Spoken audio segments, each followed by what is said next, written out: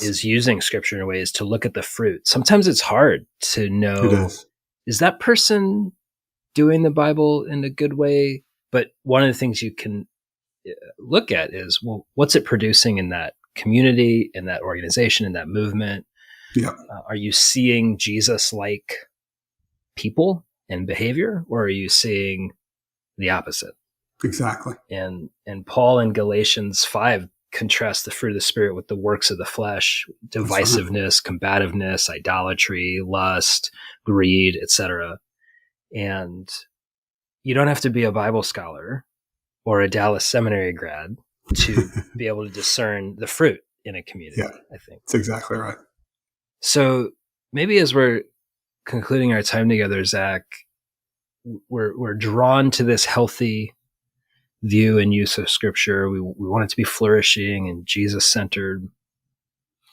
And yet we're encountering people in our communities, in our churches, in our families, in our schools, in our workplaces that are not only hearing malformed use of scripture, but Yeah, also promoting it or engaging in it themselves.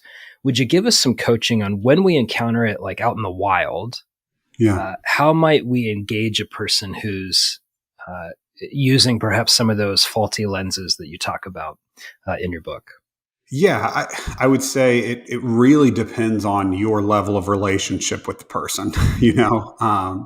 If that person is Donald Trump, inviting him to coffee to have a sit down Right. chat is Okay. not going to be productive, right? And so you might decide then you're going to use your voice, whether that's in person or in a pulpit or online, to say, hey, this is not Christ-like. This thing that he is doing is not okay.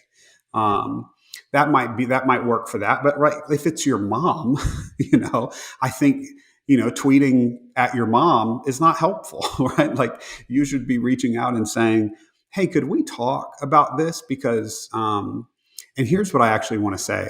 I would not say, hey mom, can we reach out? I would not reach out to your mom and say, hey mom, can we talk about this, because I'm really concerned about you and I'm concerned about this and it's terrible.